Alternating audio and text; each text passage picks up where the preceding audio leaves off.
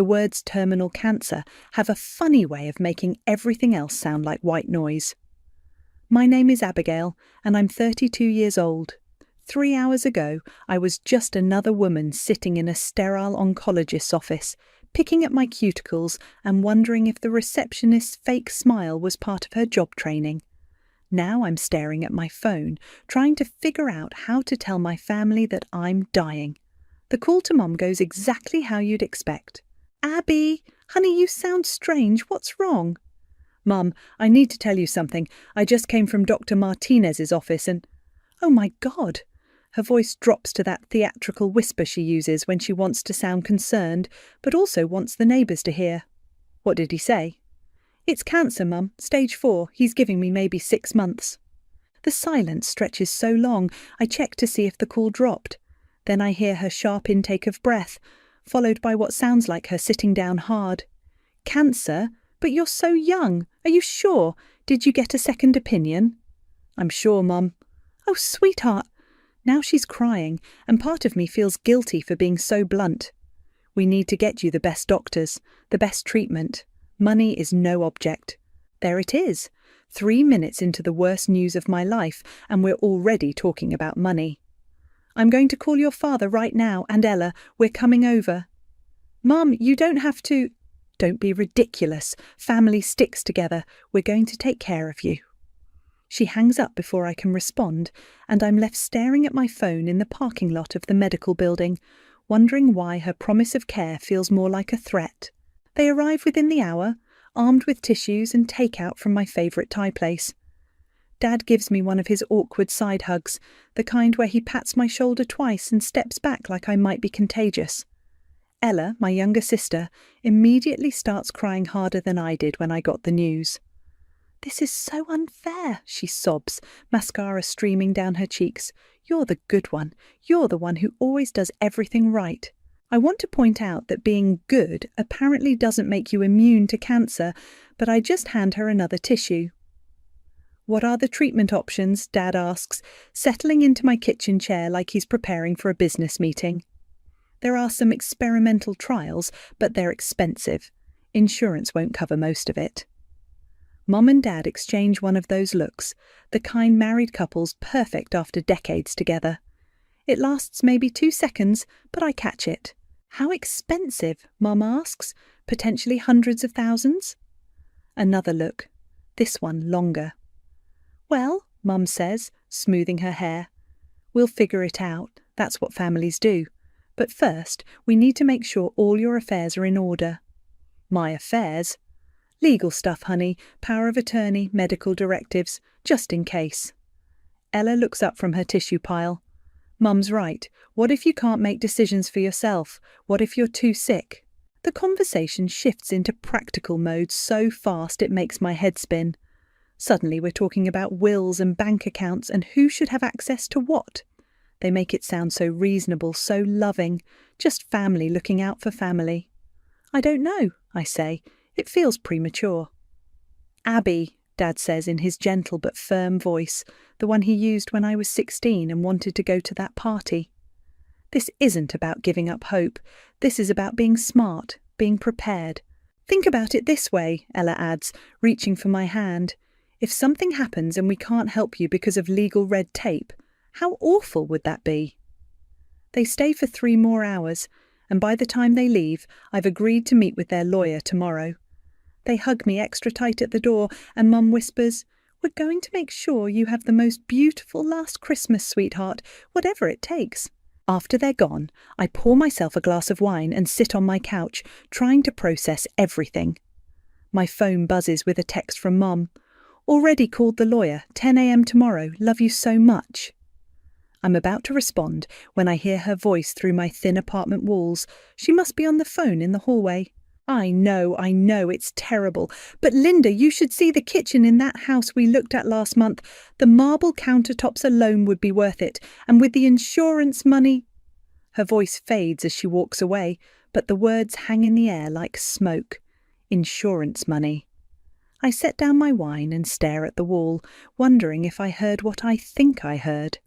The lawyer's office smells like leather and false promises. This is really just a formality, Mum says, squeezing my hand as we sit across from Mr. Henderson, a man whose smile is as polished as his mahogany desk. We want to make sure you're protected. The power of attorney documents are already printed and waiting. Henderson slides them across the desk like he's dealing cards. Standard stuff, he says. Medical decisions, financial management, property oversight. Your parents will be able to handle everything if you become incapacitated. What exactly does financial management include, I ask. Access to accounts, investment decisions, bill paying. Essentially, they can act on your behalf in all monetary matters. Dad clears his throat. We've already discussed this, Abby. We're not going to touch anything unless it's absolutely necessary. I sign the papers. What choice do I have? 2 weeks later, I'm standing in what used to be my parents' modest kitchen, watching contractors rip out perfectly good cabinets.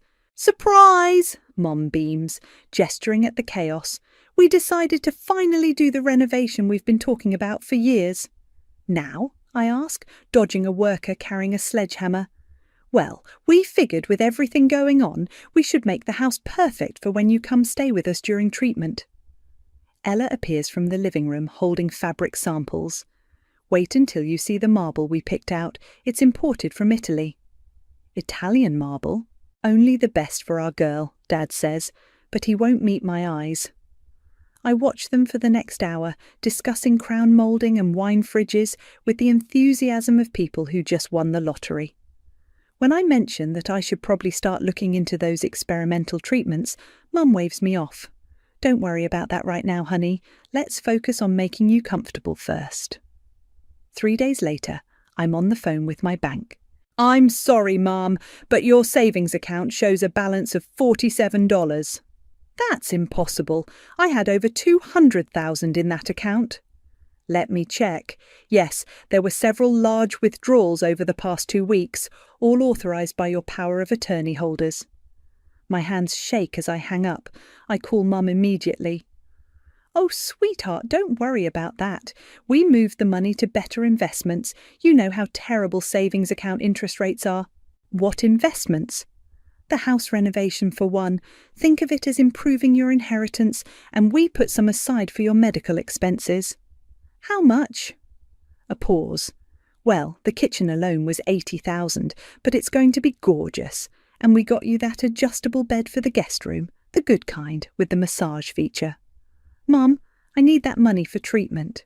Honey, we researched those experimental treatments. They're basically scams. Dr. Martinez said the standard treatment is just as good. Dr. Martinez said the standard treatment would buy me maybe a few extra months.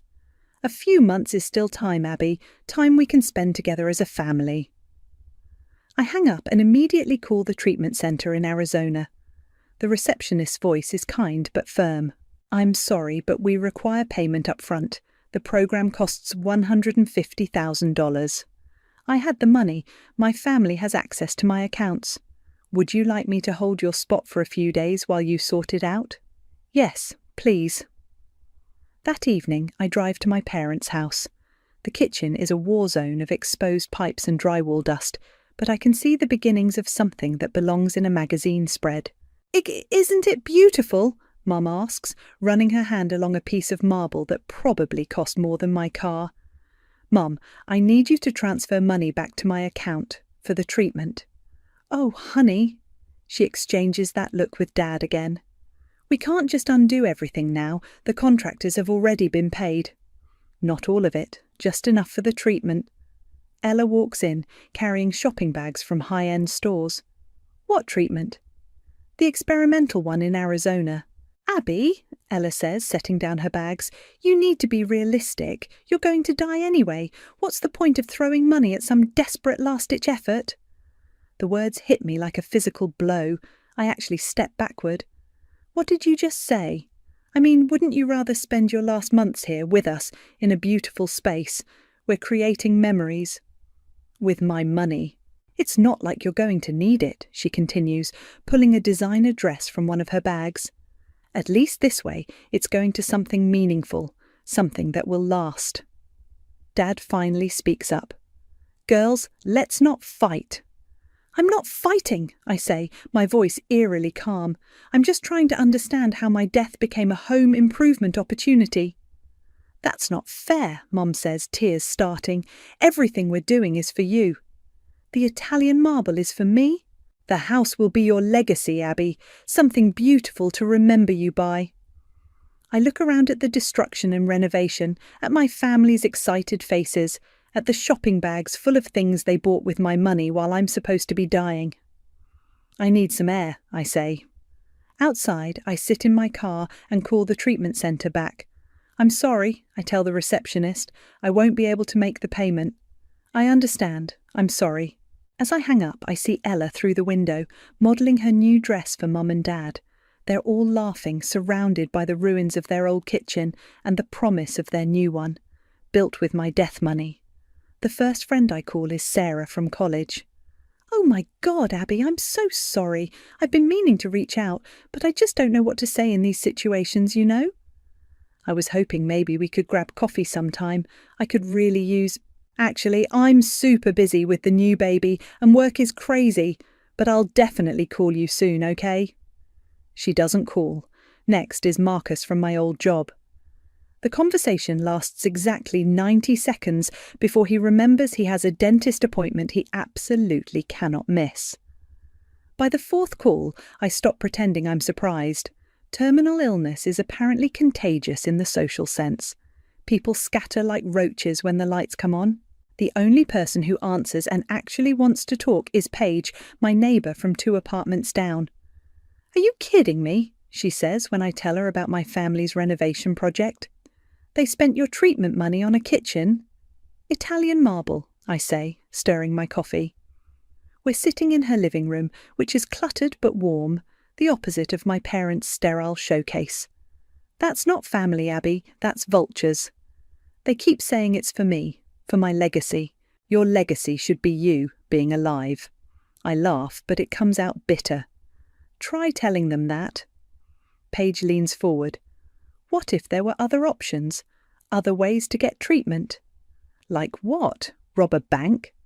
Clinical trials, charity programs. There are foundations that help people in situations like yours. I looked into some of that. The waiting lists are years long, and most require you to exhaust all other financial options first. What about the ones that don't? That night, Paige comes over with her laptop and a bottle of wine. We spend hours scrolling through medical websites and foundation pages. Look at this one, she says, pointing to the screen. The Morrison Foundation. They fund experimental treatments for people who've been denied by insurance. Says here they only accept 20 patients per year. So apply. What's the worst that could happen? They could say no. They're already saying no by not knowing you exist. We fill out the application together. It's extensive, medical records, financial statements, personal essays. The financial part is embarrassing. I have to explain how I went from having a substantial savings account to being broke in 2 weeks. Your family really did a number on you, Paige says, reading over my shoulder. They think they're helping. They think they're helping themselves.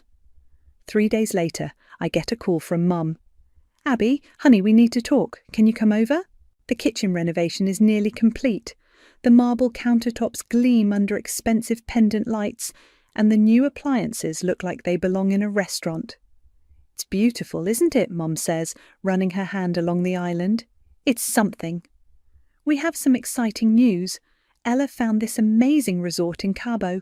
We thought it would be perfect for a family trip. One last vacation together. Ella bounces on her toes.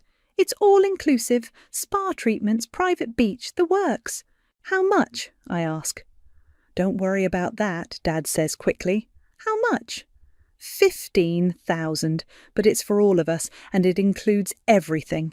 15,000 of my money. Abby, Mum's voice takes on that patient tone she uses when she thinks I'm being unreasonable.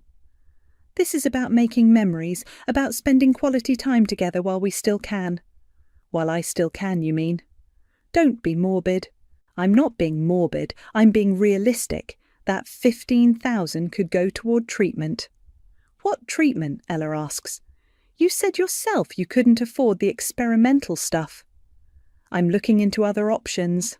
Like what? Charity programs, clinical trials. Mum and Dad exchange another one of their looks. Honey, Mum says gently, those programs are for people who really can't afford treatment. We don't want to take resources away from people who actually need them. I actually need them. You have family support. That's more than most people have. Family support that spent my treatment money on countertops. That's not fair, Ella snaps. We're trying to make your last month special. By bankrupting me? You're being dramatic.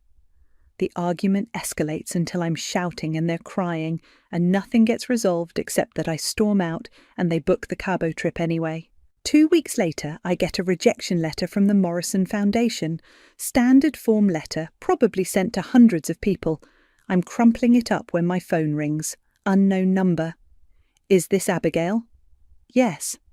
My name is Dr. Patricia Williams. I work with the Morrison Foundation. We received your application. I got the rejection letter. That was a mistake. We'd like to discuss your case further. Are you available to talk? I sit down hard on my couch. Yes, I'm available. Good. There's someone who specifically requested to review your file. Someone who knows your family situation. Can you meet tomorrow? Who requested it? I think it's better if she explains that herself. Can you come to our office at 10 a.m? After I hang up, I stare at the rejection letter in my hand. Someone knows my family situation. Someone specifically requested my file. I call Paige.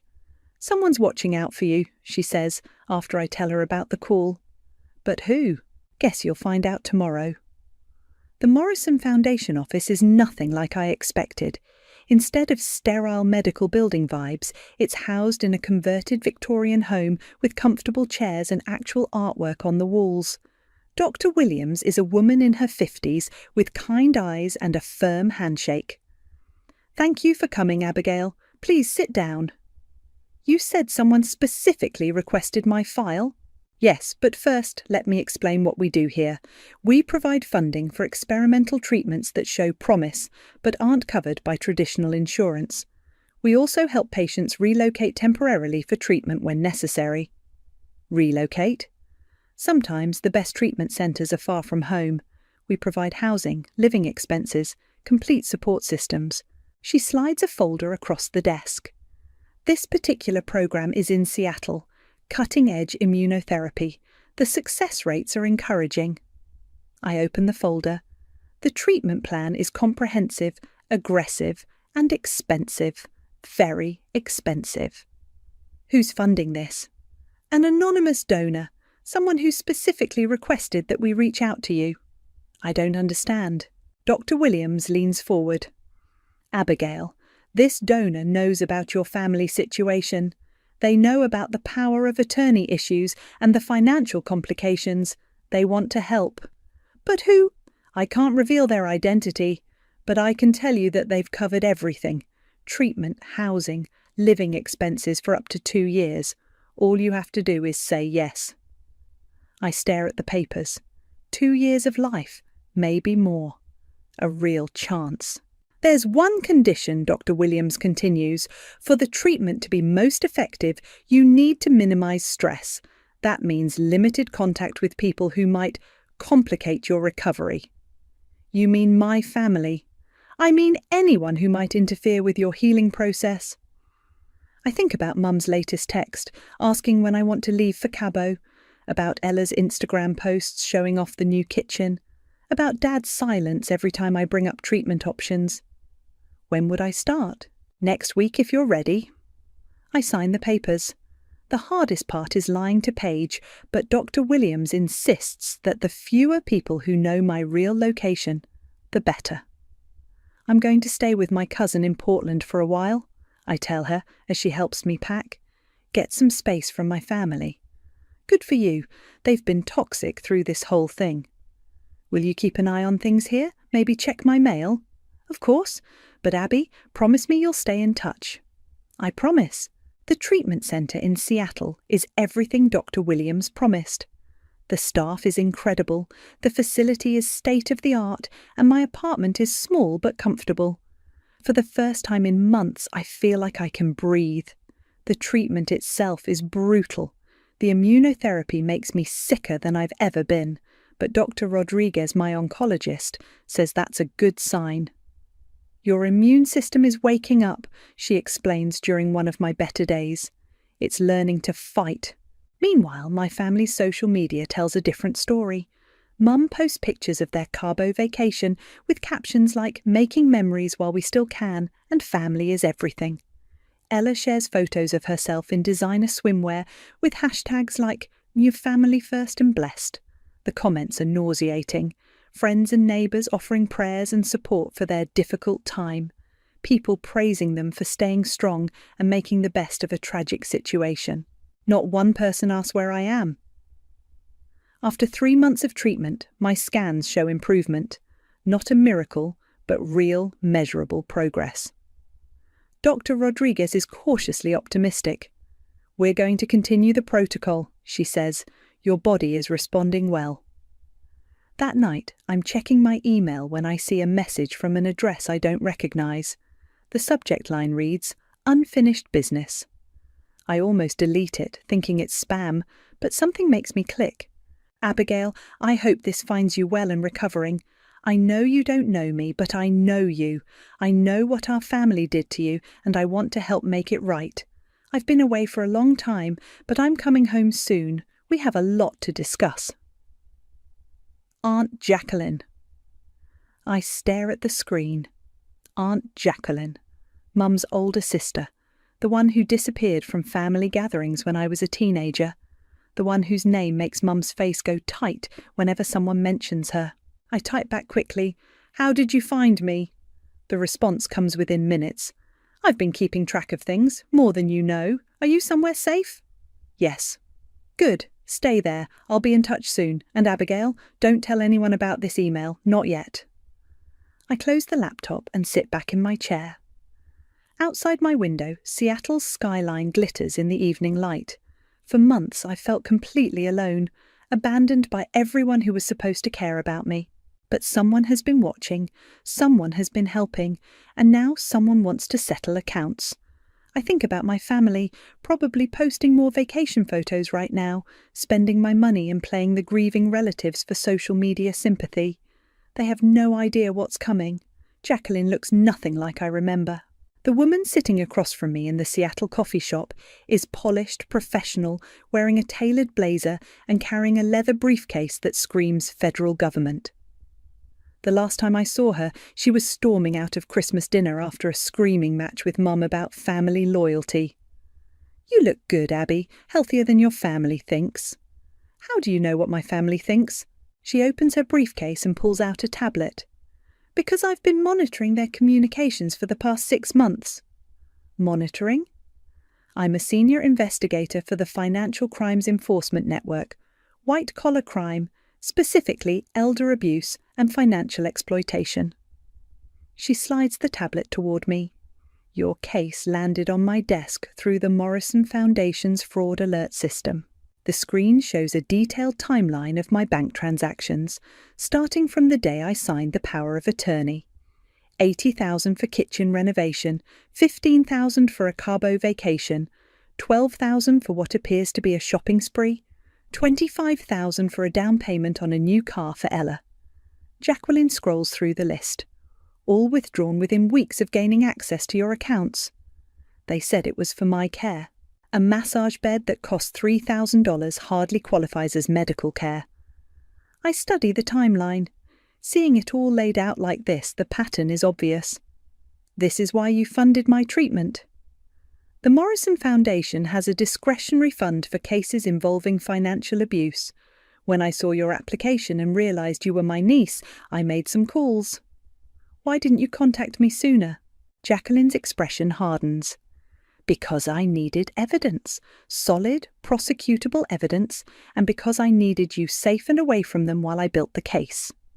She opens another file on the tablet. This is where it gets interesting.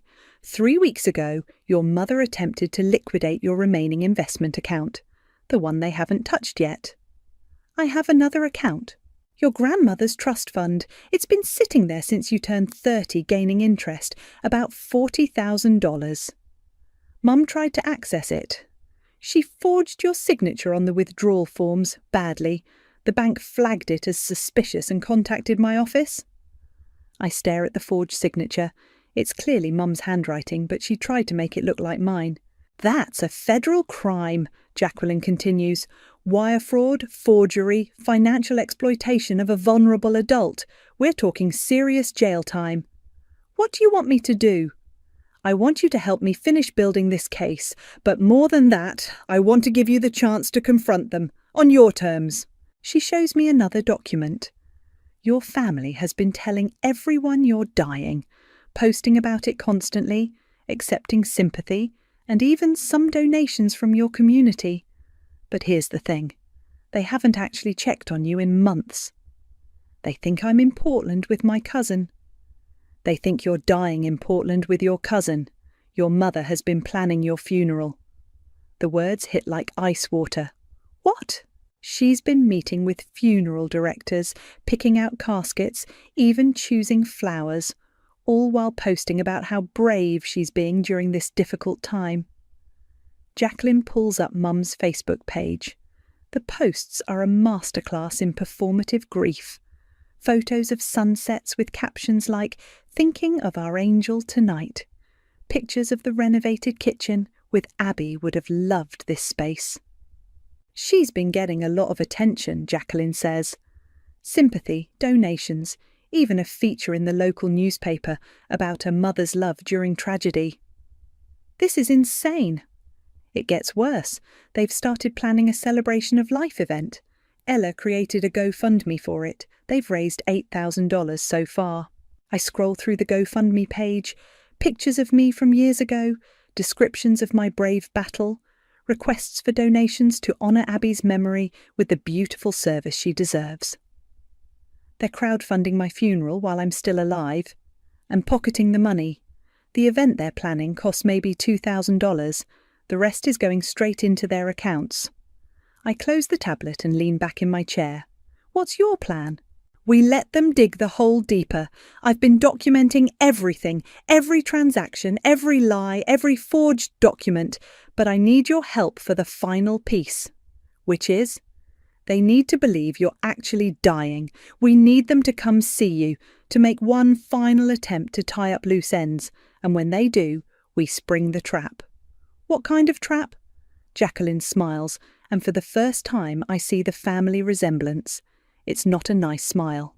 The kind where they walk into a room expecting to find a dying woman and instead find a federal investigator with enough evidence to put them all in prison. When? Soon. Your mother has been getting increasingly anxious about your condition. She's been calling hospitals in Portland, trying to track you down. She's worried about that trust fund, about making sure all the legal paperwork is in order before you die. She wants to make sure she gets everything. Exactly.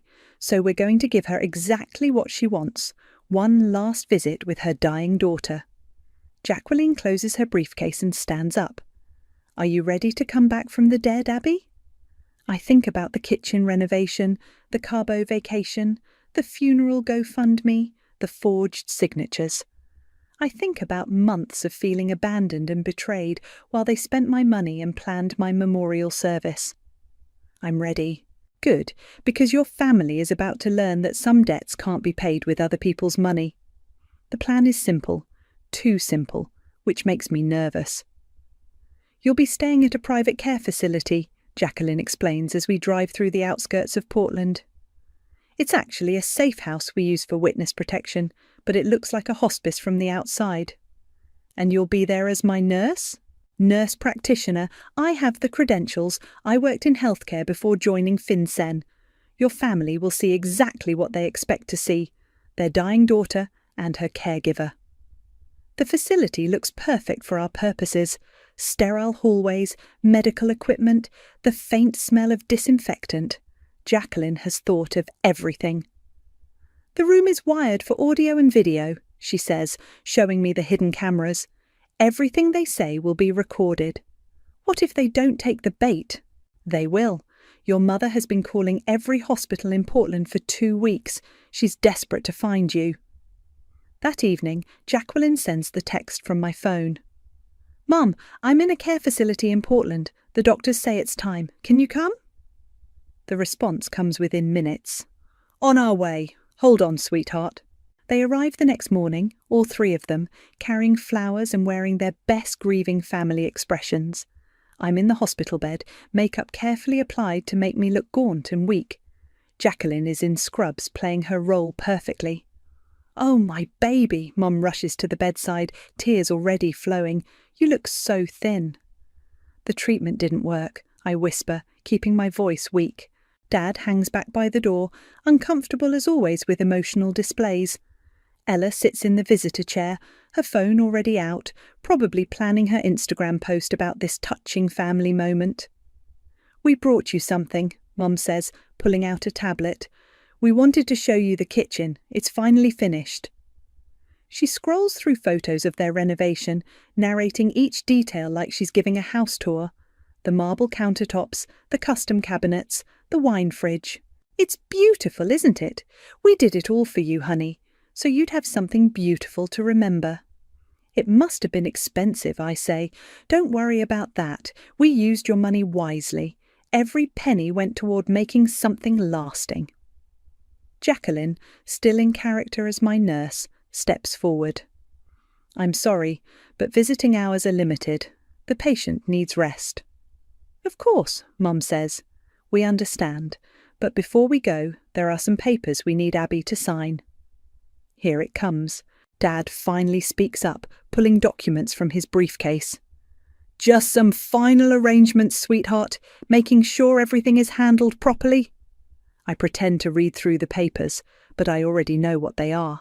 Transfer documents for the trust fund, a new will leaving everything to them, forms to close my remaining accounts. I don't understand some of this legal language, I say weakly. It's just standard stuff, Ella says, not looking up from her phone, making sure we can handle your affairs after I die. Don't say that, Mum scolds, but she's pushing the pen toward my hand. Just sign where it's highlighted. I'm about to sign when Jacqueline's phone buzzes loudly. She checks it and frowns. I'm sorry, but there's been a development with the patient's care plan. I need to step out and make some calls. She leaves the room, and immediately the family's demeanour changes. Finally, Ella mutters. That nurse has been hovering all morning. Sign quickly, Mum says, her voice losing its gentle tone. Before she comes back. What's the rush? I ask. There's no rush, honey. We just want to make sure everything is taken care of. Dad clears his throat. Actually, Abby, there's something we need to discuss. The trust fund account. What about it? The bank has been asking questions about some paperwork we submitted. My heart races, but I keep my voice steady. What kind of questions? They're claiming the signature didn't match their records, Mum says, her face flushing. It's ridiculous. Banks make mistakes all the time. You tried to access the trust fund? We were just trying to consolidate your accounts, Dad says quickly. Make things easier to manage. By forging my signature. The room goes dead silent. Ella finally looks up from her phone. That's a serious accusation, Mum says, her voice ice cold. Is it an accusation if it's true? Abby, you're not thinking clearly. The medication, the stress. I'm thinking perfectly clearly. You forged my signature to steal money from an account you didn't even know I had. We didn't steal anything, Ella snaps. We're your family. We're entitled to... Entitled to what? My death money? You're being dramatic, Mum says. Everything we've done has been for you. The kitchen renovation was for me. The Cabo vacation was for me. The GoFundMe for my funeral was for me. Dad's face goes white. How do you know about you planning my funeral while I'm still alive? About you raising money for a memorial service and pocketing the cash? You don't understand, Mum says, but her voice is shaking now. We've been under so much stress. The medical bills, the emotional toll. What medical bills? You haven't paid for any of my treatment. We've been supporting you emotionally. That has value. Apparently it has a dollar amount, about $200,000 give or take. The door opens and Jacqueline walks back in, but she's no longer wearing scrubs. She's in a business suit carrying her federal ID. Sorry for the interruption, she says, her voice completely different now, professional, authoritative. I'm Agent Jacqueline Mason, Financial Crimes Enforcement Network. Mum's face goes from red to white in seconds. Jackie? Hello, Denise. It's been a while. Ella looks confused. Who is this? Your aunt, Jacqueline says, pulling out her badge, and the federal agent who's been investigating your family for financial crimes. Dad tries to stand, but his legs seem to give out. This is a setup. This is justice, Jacqueline says, placing a thick folder on the bedside table. And you just confessed to multiple felonies on federal recording equipment. Mum stares at me, and for the first time in months, she's speechless. Surprise, I say, sitting up in bed. I'm not dying, but your freedom might be. The silence in the room is deafening. Mum stares at me like I'm a ghost, which I suppose I am in a way. Ella's mouth hangs open, her phone forgotten in her lap. Dad has gone completely grey. This isn't possible, Mum whispers. You're dying. The doctor said I had 6 months without treatment, I say, throwing off the hospital blanket and standing up. Turns out, when you actually use the money for treatment instead of kitchen renovations, medicine works pretty well. Jacqueline opens the folder and spreads documents across the bedside table like she's dealing cards. Let's start with the basics. Wire fraud, forgery, financial exploitation of a vulnerable adult, and my personal favourite, charity fraud. Charity fraud. Ella finally finds her voice. The GoFundMe for Abby's funeral, $8,000 raised under false pretences. That's federal wire fraud. She was dying, Mum says, but her voice cracks. We thought she was dying. You thought wrong, and even if she was, taking money donated for funeral expenses and spending it on vacations is still fraud. Dad tries to stand again, this time successfully. We need a lawyer. You need several lawyers, Jacqueline says, but first, let's finish our conversation. She pulls out her tablet and starts reading. $80,000 for home renovation, $15,000 for a Cabo vacation, $12,000 in retail purchases, $25,000 for a car down payment, $3,000 for a massage bed that was supposedly for Abby's medical care but was actually installed in your master bedroom. How do you know about the bed? Ella asks. Because I've been watching you for months. Every purchase, every transaction, every social media post about your brave journey through your daughter's illness. Mum's tears have stopped. Now she just looks angry. You had no right to spy on us. I had every right. Financial crimes against vulnerable adults are my specialty. Abby wasn't vulnerable. She signed the power of attorney willingly, under duress, while facing a terminal diagnosis after you manipulated her into believing you would use the money for her care. Jacqueline's voice is ice cold. That's textbook exploitation. We are her family, Dad says, finally finding some backbone. We had every right to make decisions for her. You had the right to make medical decisions and pay her bills. You didn't have the right to steal her life savings. It wasn't stealing, Ella snaps. She was going to die anyway. What was she going to do with the money? Live, I say simply. I was going to use it to live. But you are living, Mum says, grasping at straws. So what's the problem? The problem is that I'm only living because a federal agent happened to be my aunt and happened to have access to discretionary funds for fraud victims.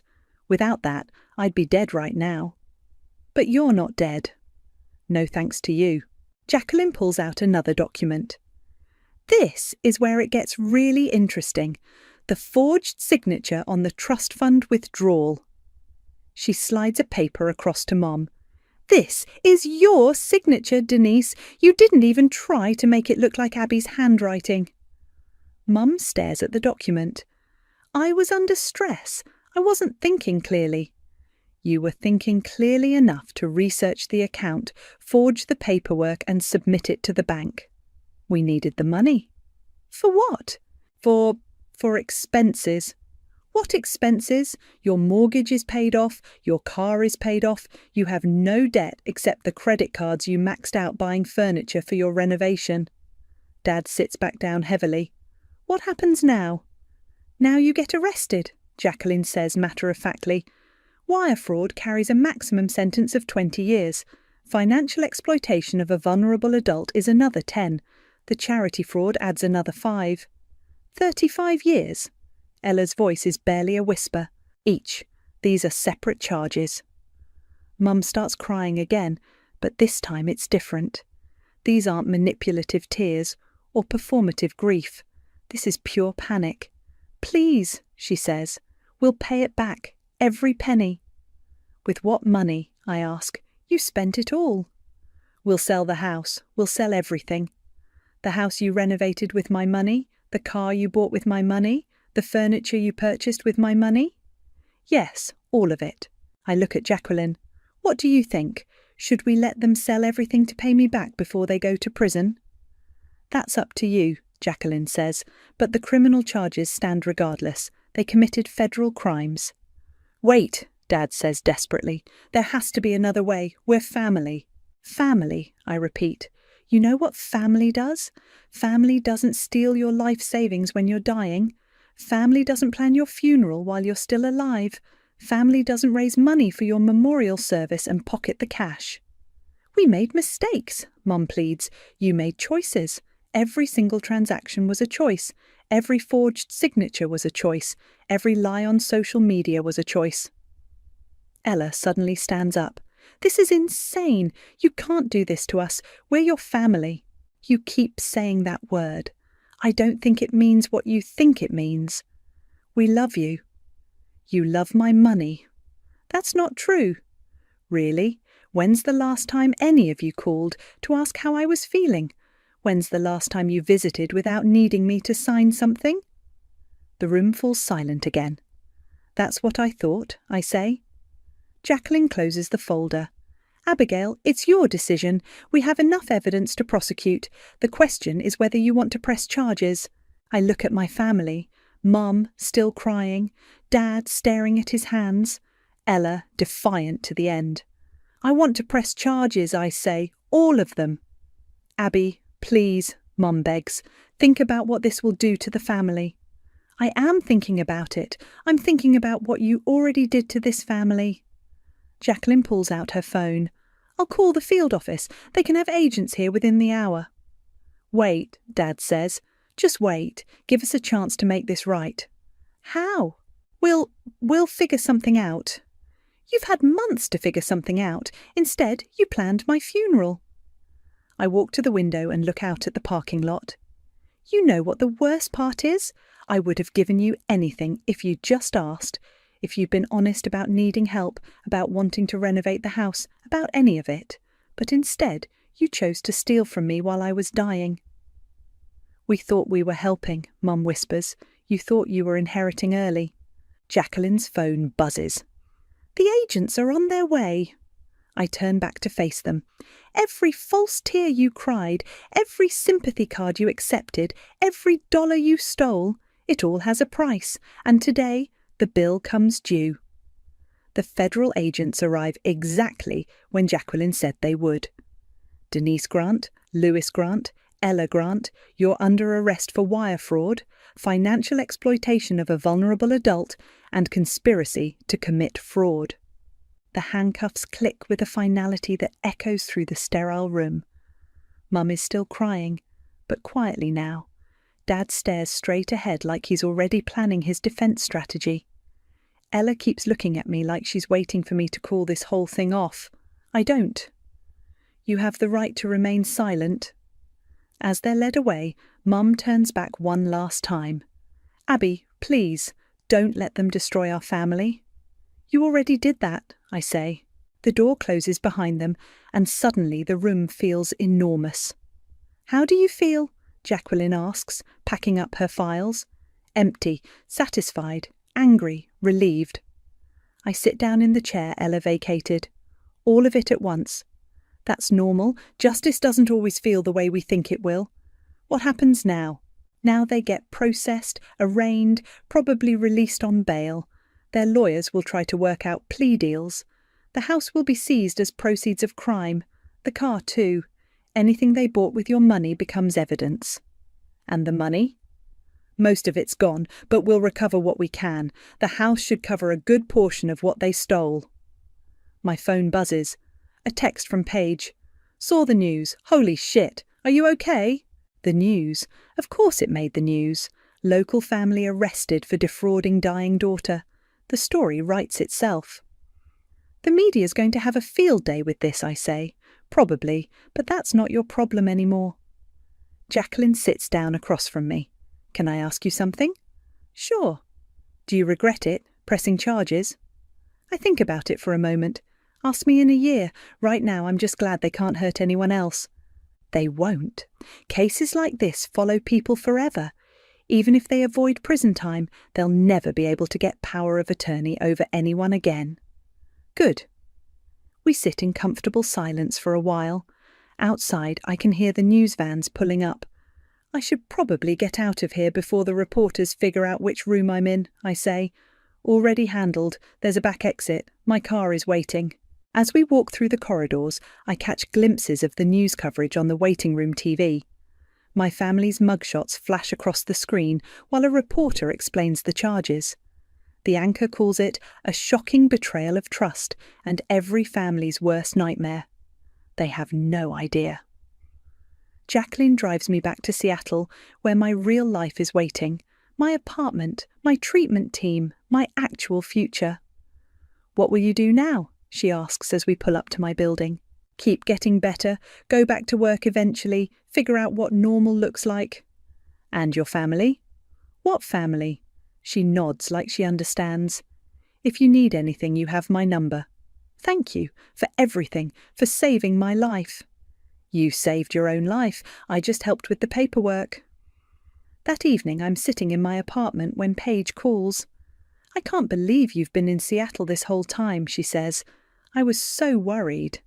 I'm sorry I lied. I had to. Are you kidding? You orchestrated the most epic takedown in family drama history. I'm impressed. It doesn't feel epic. It feels necessary. Same thing sometimes. We talk for an hour about everything and nothing. It feels good to have a real conversation with someone who actually cares about me. The next morning, I'm at my favourite coffee shop when I see him. Dad, sitting alone at a corner table, looking older than I've ever seen him. He spots me and walks over. Abby, can we talk? I don't think that's a good idea. Please, just 5 minutes. Against my better judgment, I nod toward the empty chair. Your mother's in the hospital, he says. Panic attacks. She can't stop crying. I'm sorry to hear that. Are you? Really? I consider the question. I'm sorry she's suffering. I'm not sorry she's facing consequences. She loves you. She loves what I represented. Security, money, status. That's not fair. Fair? I laugh, but there's no humour in it. Dad, you spent my treatment money on marble countertops. You planned my funeral while I was still alive. You forged my signature to steal from me. And you want to talk about fair?